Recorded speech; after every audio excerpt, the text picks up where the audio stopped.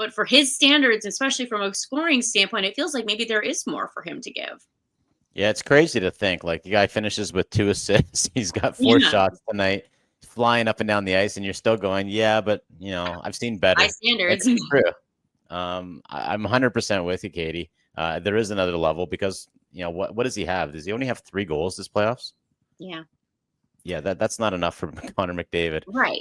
That being said, he easily could have had a highlight reel goal early on. Ottinger did make a great save on him, where McDavid was doing McDavid-like things and just skating up the ice. So, he's going to be a handful. I can't imagine that he's going to be held off, the score sheet when it comes to goals for the entire series. But, if you're the Edmonton Oilers, again, you kind of have to be happy. Like, your best players did show up tonight, whether it was Bouchard, whether it was Draisaitl, whether it was McDavid, heck, even Ryan Nugent-Hopkins. I thought that was, is that the goal that you didn't think that was that great on Ottinger, the one that Nuge scored, or was it the Bouchard one? It was the Nugent Hopkins one. I mean, it would deflected off Oscar back, but when he got it in the slot, I thought Ottinger was not in the good position. I mean, I think what I saw in that one was Ottinger going, oh boy, 97 still on the ice. I better keep one eye on him and then one eye on the guy who's got the puck. So I think that's the other thing with McDavid is he just draws so many people to him. Whether you're defending him or not, you just kind of always have one eye on him and just kind of have to know what he's doing. And I think that does open a lot of space up for other guys. Well, McDavid's the kind of guy, Katie, that he was pissed off after they won 1-0 in overtime against Vegas. I mean, he's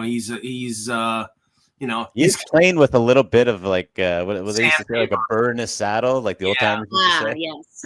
Maybe he thinks that's the difference between losing in 7 games to Florida and actually winning. I mean, I think the thing that is a miscalculation that Chris Knobloch does, and sometimes he has to do it out of desperation. He puts Draisaitl and McDavid together. And when you do that, it's a tough matchup. But the thing is, if you can control that, what's left? Really, I think it benefits them to have McDavid on one line, centering one line, and have Draisaitl on another line, playing with Podkolzin or whoever. It diversifies your offense. It gives you 2 lines that you have to really match up against. And they don't seem, when they're desperate, they put those 2 guys together. And I know they're 2 of the best players in the world. But again, if you limit them, then you really don't have much else that is going to really threaten you unless you make a mistake. And I think that's something that Knobloch has got to get off of and keep those guys separate unless it's on the power play.